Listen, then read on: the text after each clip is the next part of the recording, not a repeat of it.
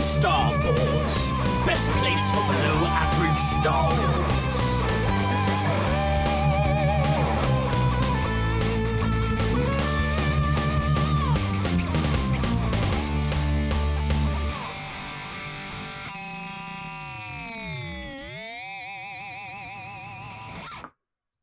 Hello there, and welcome to the Star Wars Show, a UK-based Star Wars podcast with in-depth discussions and analysis sprinkled with some silliness. I am the Geordie Jedi Pete. And I'm Jason Hondo Ling. And we are back with our brand new episode of Star Wars, our first episode of November. Hondo, how are you doing? You're pretty good, thanks, Pete. Enjoying life at the moment and enjoying new Star Wars stuff on the horizon. Well, speaking of new Star Wars stuff on the horizon, it has been D23 Brazil, which seems to be like a little mini D23 mini convention, I suppose, not as big as the big D23 one that we've had previous. But there was a Lucasfilm sort of panel there, and we did see some things. So we'll just dive into sort of as the first talking point the Lucasfilm announcements at D23 Brazil, and we'll start with Cassian Andor. So Andor Season 2, as we all know, is coming soon. They gave us a release date of April 22nd, 2025, so that is this April, which is exciting. And we do know that a year will pass between each 3-episode arc leading up to Rogue One. They've also, on this post that they've showed us from the event, it does say a Star Wars story, which is obviously what was on Rogue One. It was Rogue One, a Star Wars story. We didn't really see a Star Wars story in any of the Andor Season 1 stuff, I don't remember it anyway. So it is strange how we've gone back to that here. Maybe it's because this is actually diving in straight up to Rogue One, perhaps. But Hondo, we'll go to you. What's your thoughts on the release date of being April 22nd, 2025, so this April, and what's your thoughts on the 3-episode arcs in a sort of a year's gap in between? Yeah, obviously, it's pretty exciting that we've got a date. Obviously, with it being April, it's not only is it around the time of the celebration, so I'm pretty convinced that the guys are going to get a sneak peek for those attending it celebration. But obviously also the fact that we get this hint of what's happening with the episodes and the 3 years in between. So it sort of makes sense now that we're gonna see a lead up to Rogue One. I'm personally can't wait to see Cassian and K2SO meeting the first time and their beginning of their adventures together. And obviously how that leads us to the scenario with Rogue One. Yeah, it's very exciting. I mean, I'm going to talk about the 3-episode arcs with a year in between first. And I think, the first season of Andor was absolutely fantastic. It was a very different tone. It took us from a Cassian Andor who was sort of lost in the galaxy to a Cassian Andor who maybe is going to start to have a purpose, but there's still a long way to go in character development from that Cassian Andor to the Cassian Andor who we see in Rogue One, who shoots his informant in the back because his informant can't climb out of that big hole.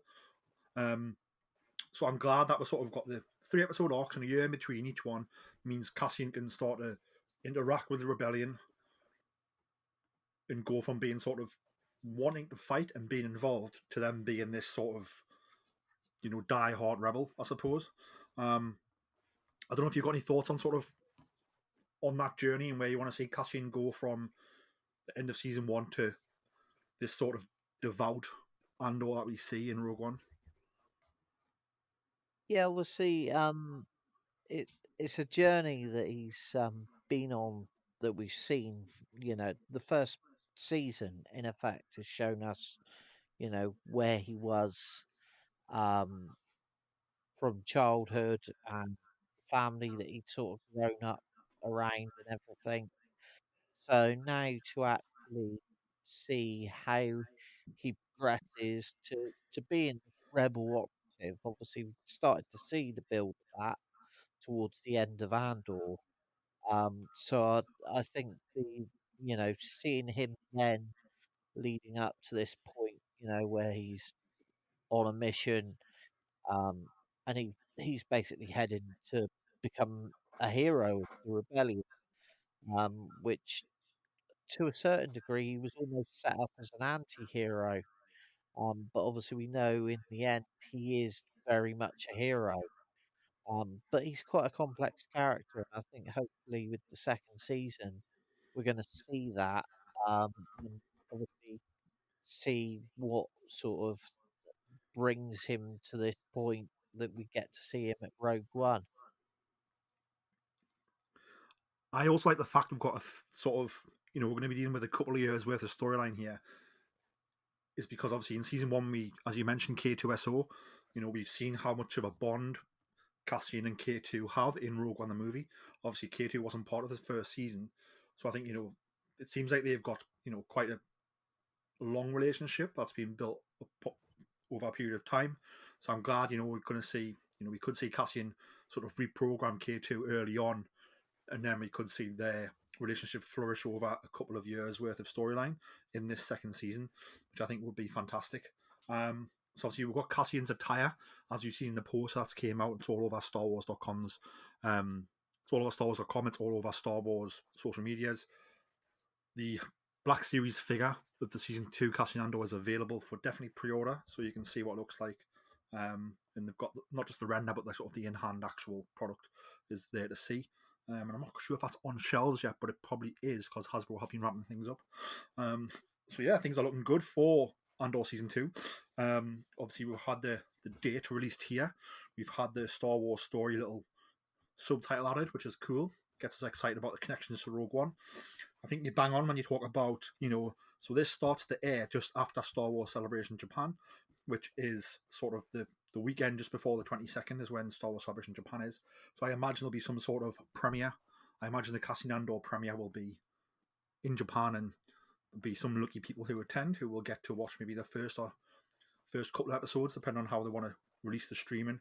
We know Disney Plus sometimes do like double episode and triple episode premieres. So they might get one episode or might get a couple episodes, depending on how it's going to air. So that is very, very exciting. I'm not going to Japan. I don't think you are, Hondo, are you? No, I'm not. So we will have to wait for Disney Plus.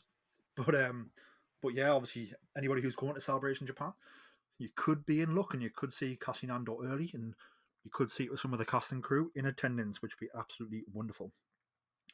Moving on from Cassian Andor, the Mandalorian and Grogu, which is shooting now. It's currently in production, which is the next Star Wars movie to hit cinemas. Is obviously sort of the continuation of the Mandoverse, the continuation of the Mandalorian series. Obviously, we've had Mandalorian season 1, 2, and 3 on Disney Plus. We've had the Book of Boba Fett, and we've had Ahsoka season 1, and this is sort of the next part of that adventure. A lot of things that we saw at the previous main D23 were shown here. We did go to set where Dave Filoni and Jon Favreau were. We've had confirmation that Din Djarin will be being played by Pedro Pascal. Obviously, there's been some, there's been jokes made. It's been a bit funny, about how often is Pedro Pascal in the suit, and is he just doing voiceover work and things like that. He's obviously a very busy man because he's a very, very popular and very good actor. But yeah, sort of confirmed that it's him. It's him who's going to be there.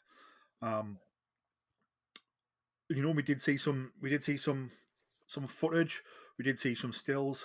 For me, I want to focus on, we saw a lot of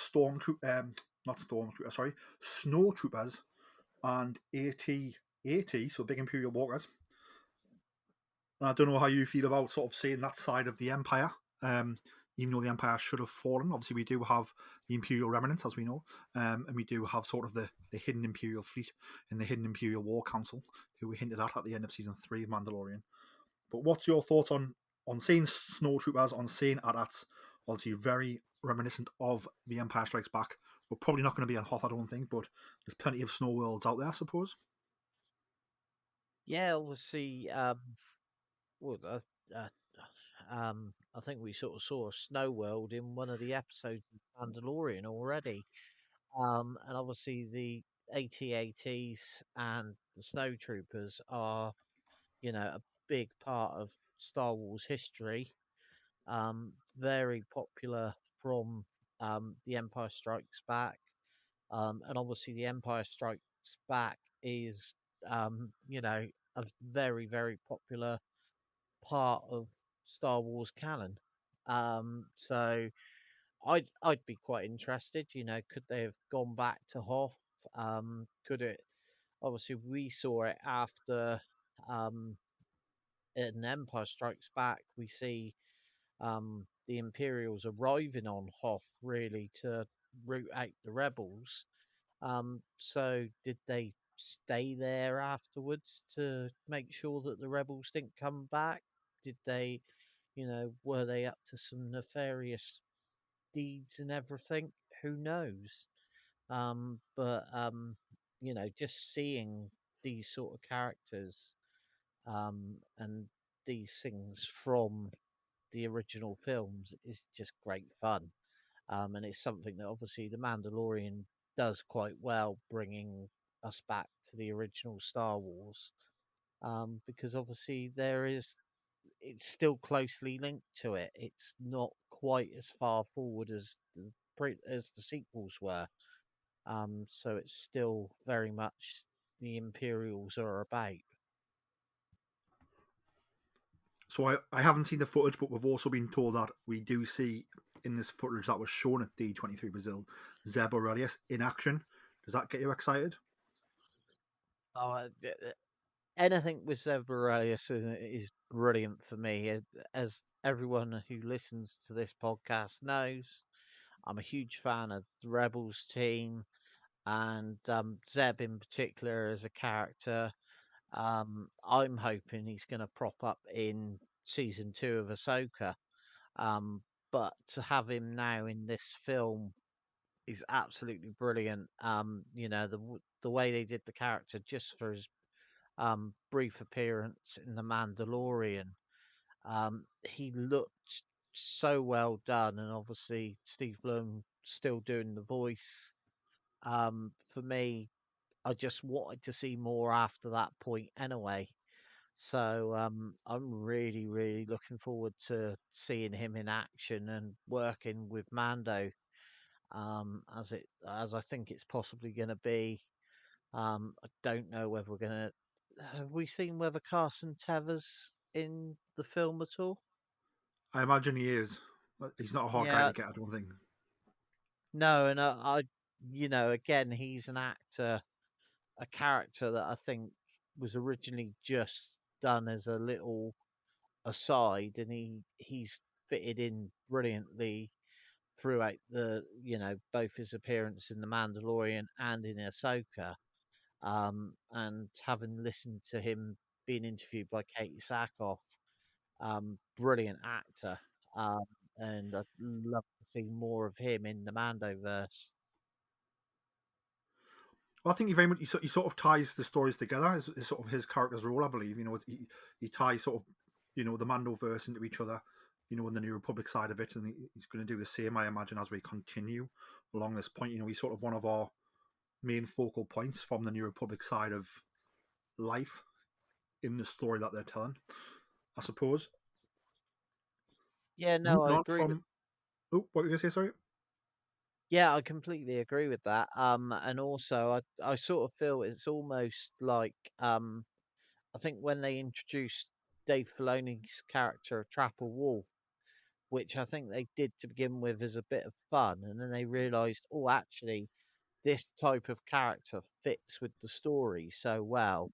And I think obviously, to get Dave to have done acting as well as everything he's doing would be virtually impossible. So I think that's why the character of Carson Teva then grew from that role, and I think that's brilliant. And it's been really good to see a character actor that's been given a chance to shine. It certainly is. Moving on from The Mandalorian and Grogu, which will be the next Star Wars film to hit theatres, there was some final skeleton crew presentation. Nothing too new, I don't think, was pronounced at D23 Brazil. Obviously, Skeleton Crew's coming this December, so it's under a month away now. Hondo, I know you've watched the latest trailer, which we have not discussed on the show, but what's your thoughts going into Skeleton Crew? Did you enjoy the new trailer?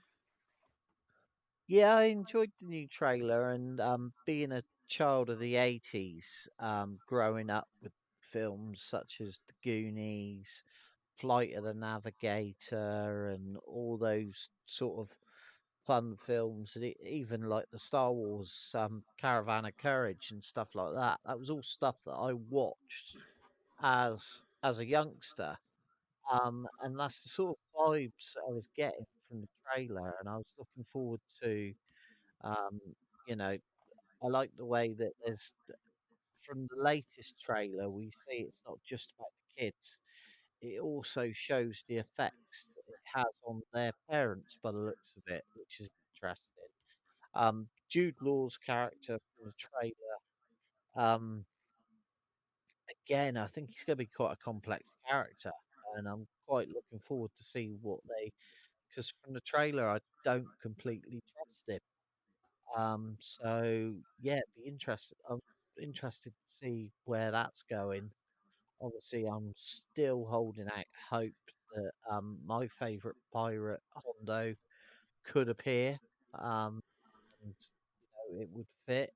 But whether I get my dream come true there, I have noticed on social media and stuff that I'm not the only one that is hoping that that could happen. So that's one thing I would love to see. But also the characters in the latest trailer, there's quite a lot made of Neil, um, and I think he could be quite a he seems like quite a timid character that's thrown into this adventure, which I'm quite looking forward to seeing how that goes. And as I said, I'm convinced his character is a tribute to the great Neil Scanlon, who obviously does the creatures for the latest films and TV series and heads up the creature workshop for Lucasfilm. So I'm really looking forward to seeing what they do there, because some of the creatures look really cool and obviously harken back to again the original trilogy, and it's nice to see a lot done with um, more traditional animatronics and that sort of thing. So hopefully, we'll get a good show out of what all these different creatures are.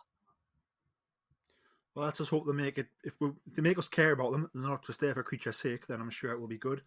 Obviously, it looks like we're following sort of, there's four kids who go on this adventure. Looks like two of them are quite cool kids at school, and then two of them are quite nerds and end up coming together by accident, um, and then come across this sort of abandoned ship that ends up shooting them across the galaxy. Um, One thing that was very interesting that information has come out is that once the kids are sort of lost in space and they go to different space stations, nobody else seems to know where they're from. Maybe it's if it's like a hidden home world. I don't know what your thoughts were on that. Yeah, it does look like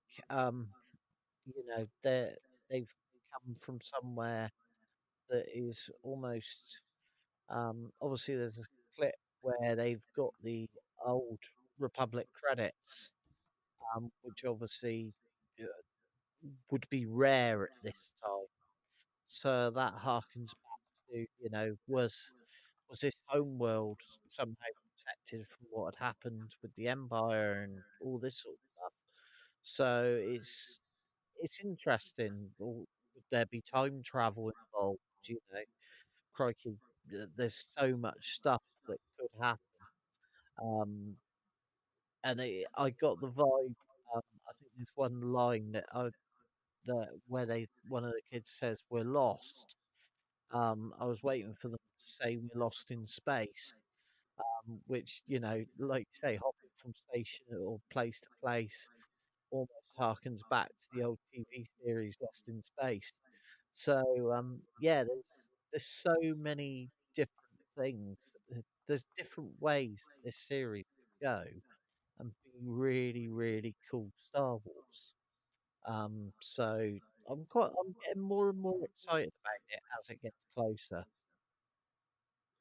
We do see some X-wings in this show as well, and it is in the Mandoverse timeline. So, what do you think we'll see Carson Teva in this show? Could well do, it'd be a nice tie-in. Obviously, they've already said it's in the Mandoverse sort of timeline. So, as you've already pointed out, Carson does seem to be the link that links all the shows together. Obviously, we've seen that we're getting a repeat. The pirate from the Mandalorian who'd escaped, he's reappearing in this series. So why wouldn't Carson Teva could quite well be on his tail? So yeah, there's so many different possibilities that they could do with this, and that's one of the things that I think is exciting me is that there's a lot of new original stuff that could come out of this series that it still keeps us in the Star Wars universe.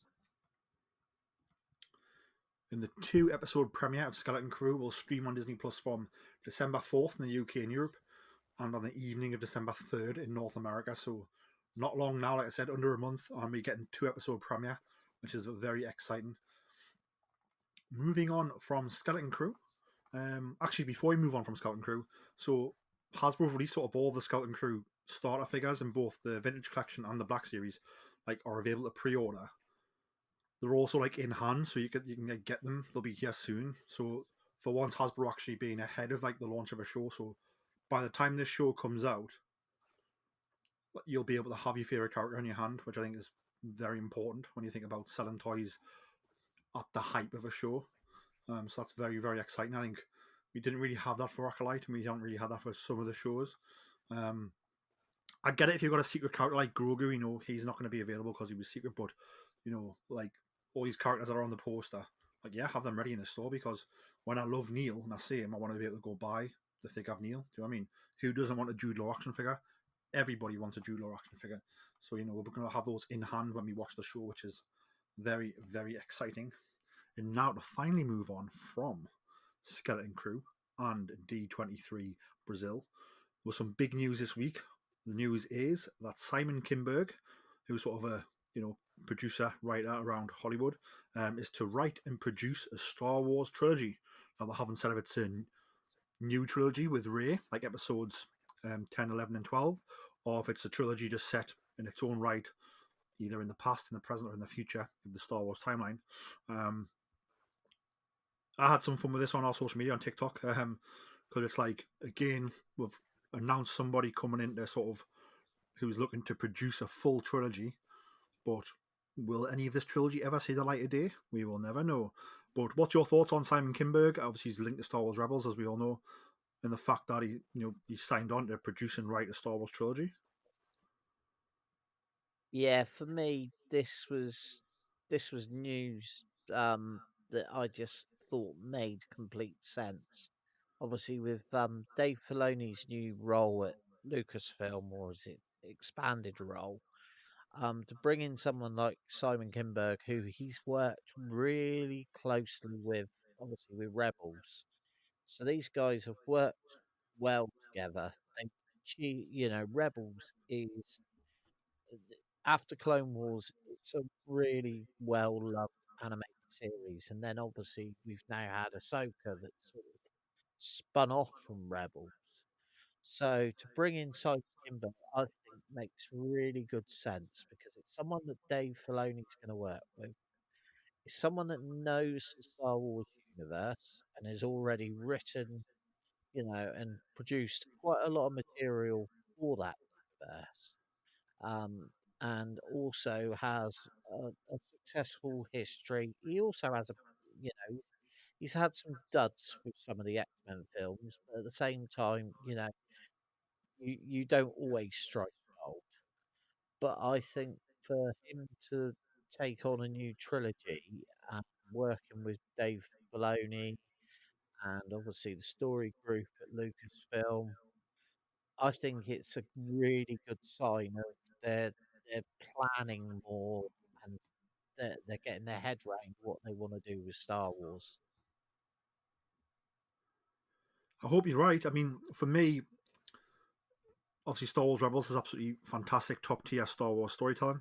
I believe Simon Kinberg was involved in the first few seasons. I don't think he was involved later on. Um, Yep. I think if you look at the shambles of what like Fox did with the X-Men universe,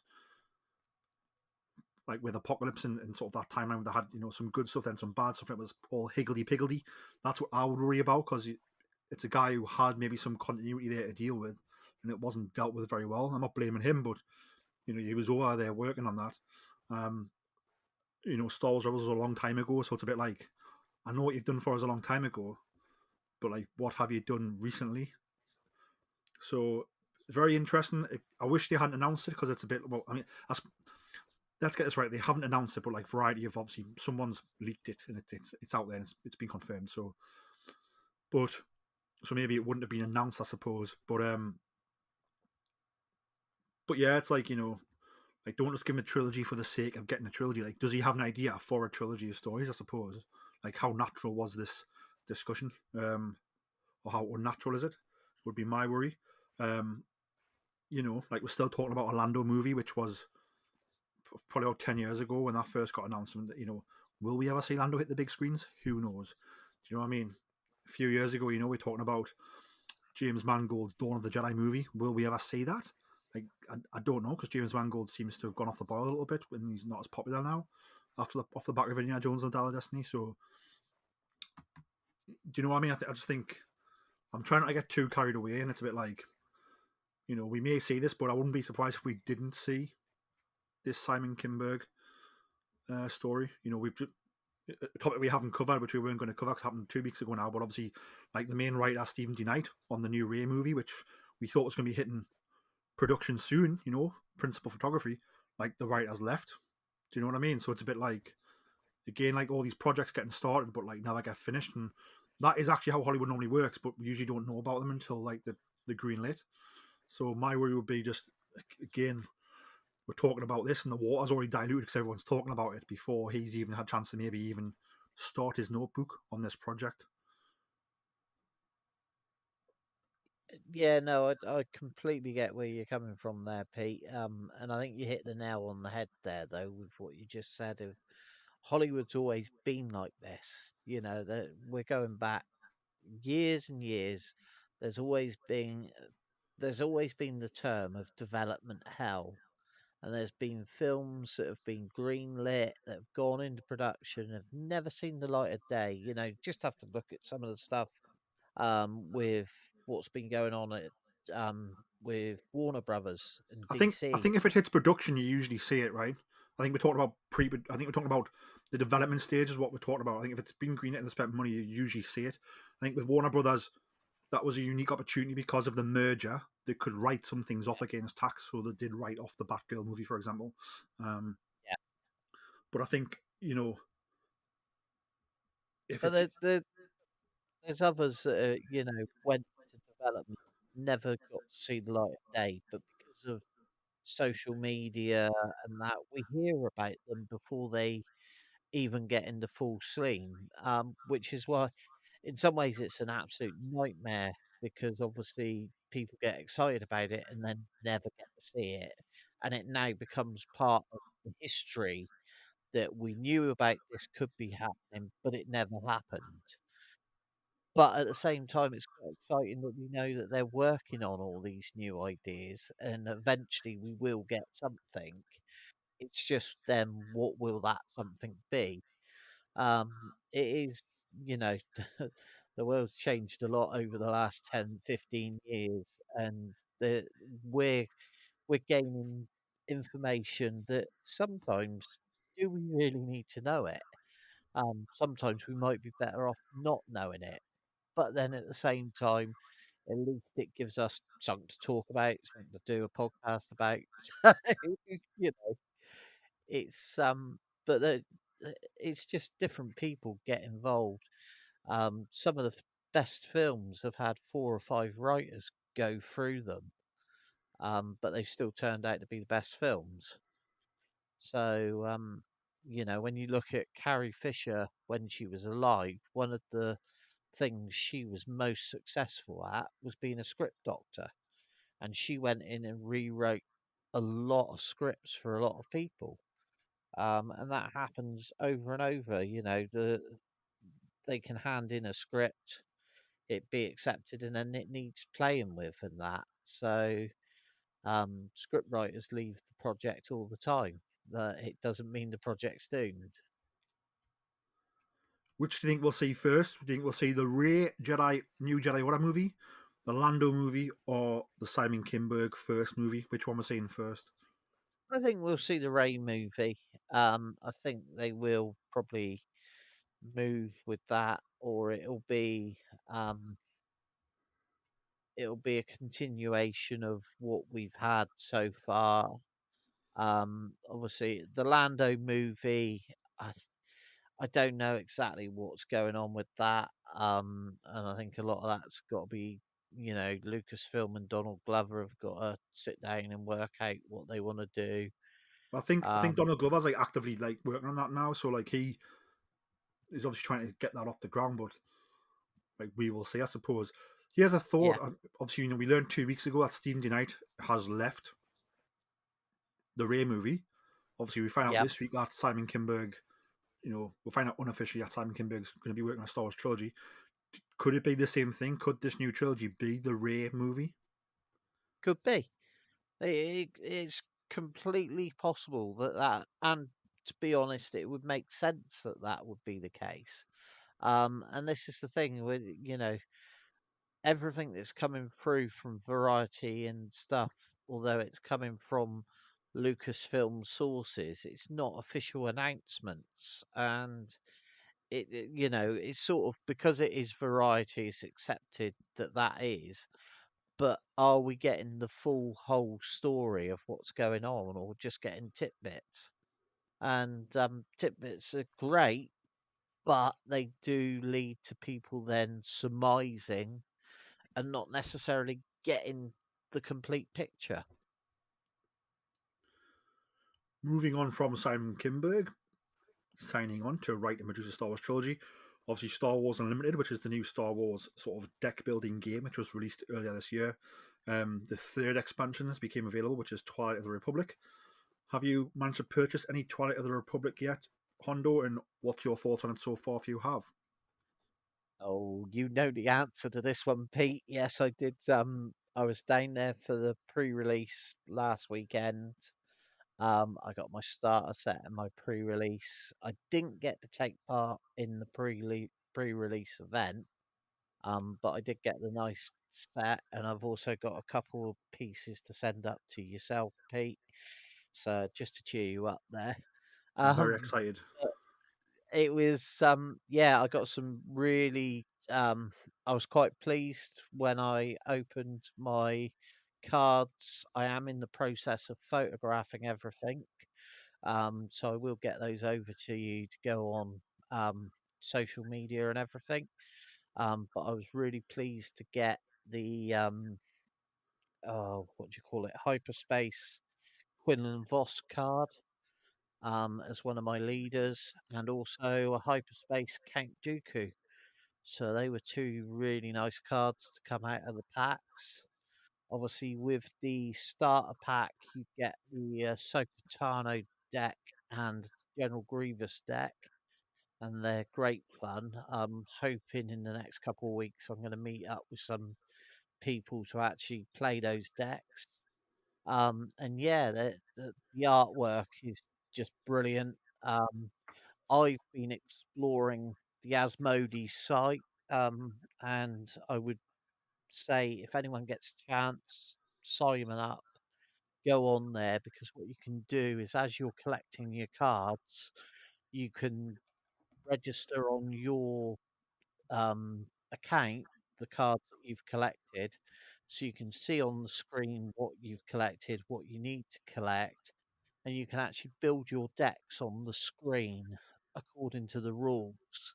And so then you can see, if you put a card in that doesn't fit with the rules, the computer tells you that that's not completely right, and you can build your deck and then you know what cards you're looking for, and stuff like that. So it's really, I've enjoyed the last week or so, sort of exploring that side of card collecting that I'd never really got into. And yeah, I'm getting quite excited about it. I've already put on my Christmas list that I did treat myself to one of the Game Genix deck boxes, so I can actually build a deck and put it all in the box, ready to go off and compete against other people. So I've asked my parents for another one of those boxes for Christmas. Um, and yeah, it's just I'm really getting into the collecting side of it and really enjoying it. And at the same time, my daughter's started collecting Pokemon, which is obviously a similar sort of thing. So the pair of us are both turning into complete gaming geeks, really, with it, which is great. Because it's something that we can share together. And I was lucky enough to grab, whilst I was down at Jedi Archives, the Game Genix do a set of I don't you had the starter pack for the previous set, didn't you, Pete? You talk about the game tokens that you use in the game to sort of apply damage, system Yeah, changes. That yeah, like yeah, yeah. Obviously, in you get the cardboard ones, but Game Genix have done these really nice um like plastic ones that are all done with Star Wars logos and that. So I treated myself to a set of those so that I can really properly get into the gameplay and everything. And I've also bought myself one of the extra large gaming mats for playing when I get to play and compete against different people. So it's turning into quite a fun hobby. that is fantastic. I'm very excited to check out those cards when they come up. So thank you very much for grabbing us them. That's all right, bud. I'm aiming to get them up with a few other bits for you ready for Christmas. Well, thank you very much, Santi Hondo. I will leave some milk and cookies out for you. Aha! Maybe even leave some carrots for your. I don't know what vehicle or animal you'll be using. A tauntaun. Let's just say you come on a tauntaun. I'll leave some Oh, carrots out yeah. for your tauntaun. Um, moving on from sort of Star Wars card games to Star Wars collecting figures. It's been a big sort of couple of weeks for Hasbro Pulse and the Haslab Vintage Collection Ghost. So I did receive my Star Wars Rebels 2 pack of Sabine Wren and Chopper in the Vintage Collection. Um, in this was sort of on the card backs that are going to come with the special edition cards that come with the Haslab. So that's arrived. So I haven't opened it, but that is here and it looks fantastic. And then I have had an email from Hasbro Pulse saying basically, is your shelf ready? It's almost time. Our teams are preparing to start shipping the Star Wars The Vintage Collection The Ghost Haslab to all of you. Before we do that, we want to make sure we have the correct shipping address listed on your order and give you a chance to make any necessary changes before it heads your way.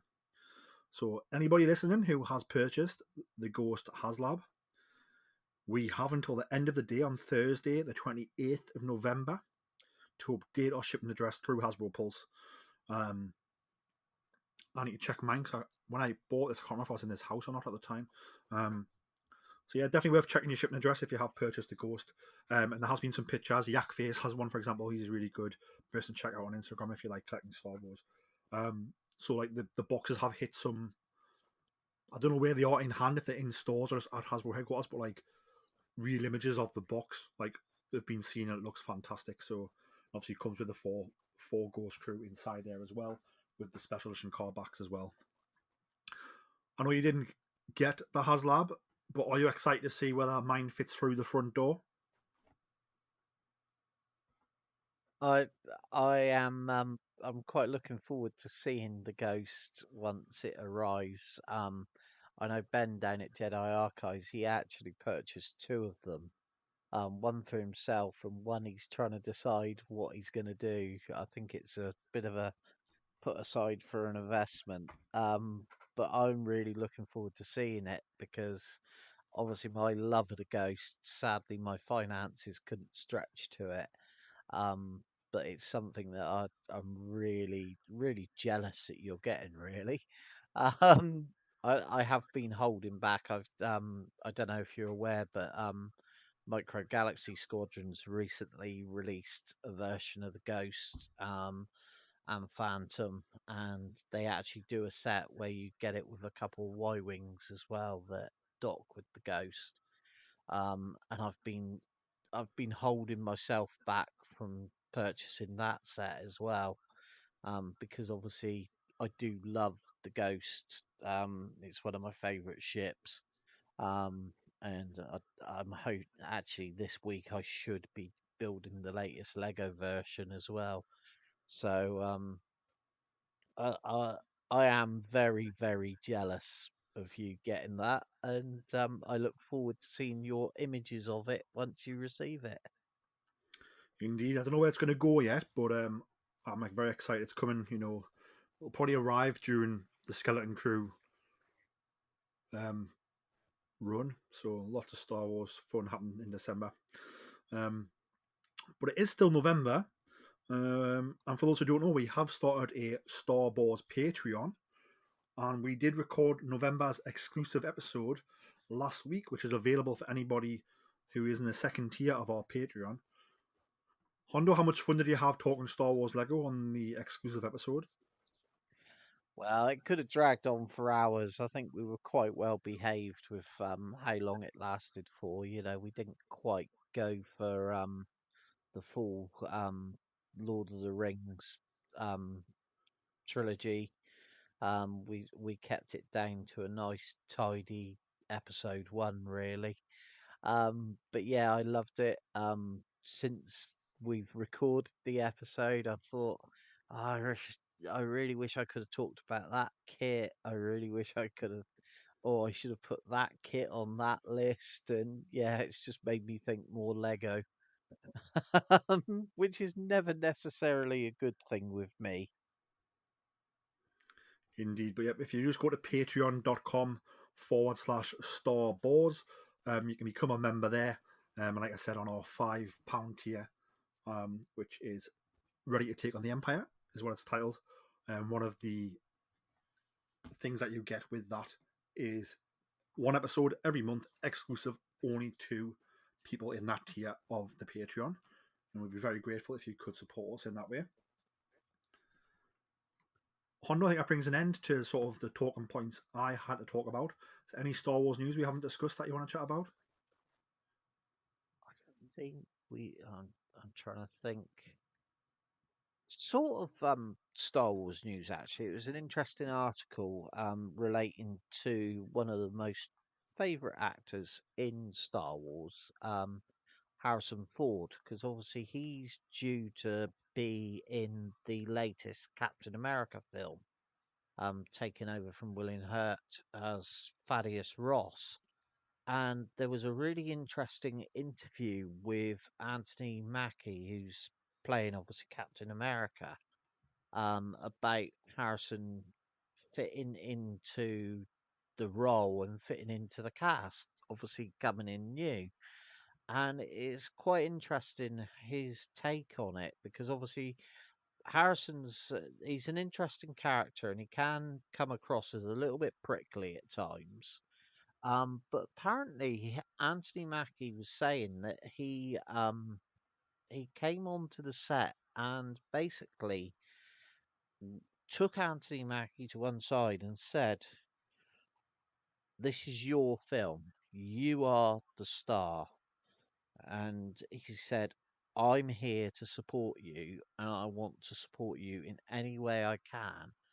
And apparently, all the way through the shoot, he was really gracious and re- unlike some actors who would be real divas about it, he made sure that the cast and crew treated Anthony Mackie as the star, and he said that it was an experience he'd never really had with an older actor.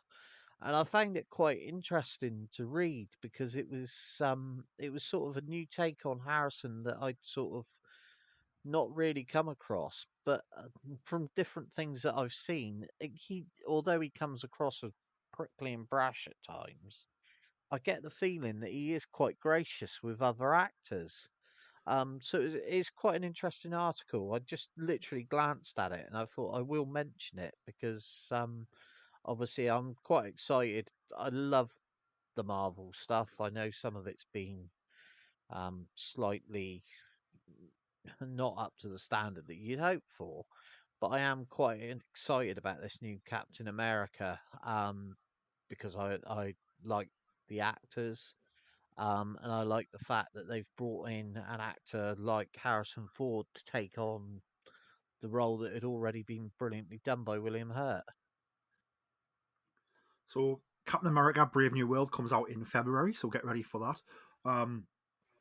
I don't think Harrison Ford is particularly hard to work with. I think he's a very hard working actor, and I think he gives everything to every Yeah, movie. And to his colleagues and his co-workers, he's probably great to be with. I think he can get prickly around press who are being stupid, yeah, no, and that's where no, we I see. get, And you know what it is? If you're going to be stupid, Harrison Ford, I'm glad he's prickly back, and I'm glad he's stupid back. As Taylor Swift says, if you play stupid games, you win stupid prizes. Do you know what I mean? yeah, no, I completely agree. It was really interesting coming from a younger actor because I get the impression that Anthony Mackie was quite surprised that this was how he was. And that was the article was basically, you see this character, he or this actor who is so revered within the industry, and yet when it came to it, he was so gracious. It just goes to show, Harrison Ford is a great actor, a great person as well. And I think the more stuff you hear about him, the more you realize just what a great person he actually is. And you know, I, it was just a really interesting article coming from a young, although as Auntie Maggie points out, he's 46, and Harrison Ford grabbed him and said, "Hey, kid," like this, which again, it. I think it's the fatherly side of Harrison Ford that was coming through as well, which is really cool that someone's come forward and said this actor is great because he treats people great. If you remember the build up of Force Awakens, him and John Boyega went out for food in London. Like John Boyega, like Yeah, took him somewhere where he recommended for like authentic food, and they had a great time. And there was quite a lot of bonding going on that set as well with sort of the younger actors. So for me, I think it's normal Harrison behaviour that the press don't always show because the press are usually pissing them off in these interviews. I think. yeah. Um, I have to admit that the press have got a great way of upsetting actors by asking stupid questions. so that's an end of the Star Wars news. To finish us off, obviously we've mentioned the fact that I have purchased the Star Wars Rebels figures and that my Ghost is on the way. We've mentioned the fact that you have purchased Star Wars Unlimited cards for Twilight of the Republic set. Any other Star Wars purchases that have arrived recently? I have actually done something that I've never done in the past. I've threatened to do it, and this year I actually managed to get myself a Star Wars Christmas jumper.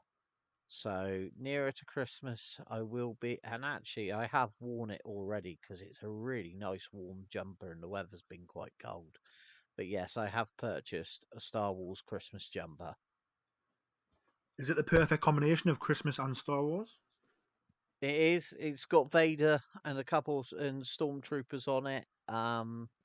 It's it's perfect for me because it's black and white. And I will be honest, I'm a bit of a grump at Christmas at times. I don't go with the whole.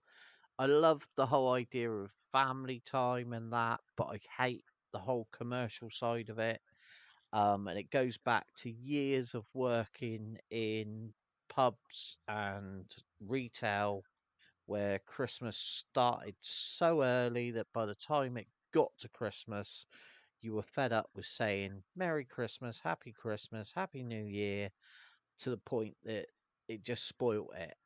So even my kids said to me, you're not, they said, you love Christmas with us, but you hate the whole Christmas thing. And I said, yeah, you hit the nail on the head there, girls. And I've even got a black Santa's hat with Grumpy on it, ready for Christmas Day. So, but yeah, no, I did buy a Christmas jumper. Are you going to wear that Christmas jumper and your Grumpy hat when you ride your Tauntaun all the way to Newcastle to give me my goodies? I reckon I will do, Pete. Exciting times. I cannot wait to see that.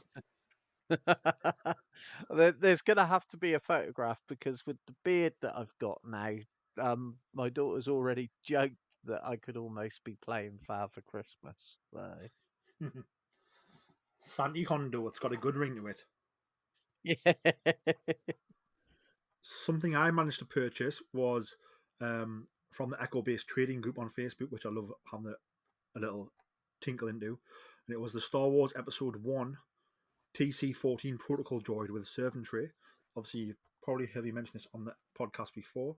I never had TC-14 when I was a child. I always wanted them. I am collecting quite a lot of these Star Wars Episode 1 figures now, and I've got a feeling I might unbox them and display them all together in the waves that they came out and do the whole movie. I think it could be some really cool content as well for the podcast. So That's I need cool. to track them down, and it is some have variants, but I do have a guidebook which is really cool. But yes, TC-14 is finally mine, and I'm very excited about that. And that brings an end to this week's Star Wars. Hondo, where can the people find you on social media? At Hondo Ling, as always.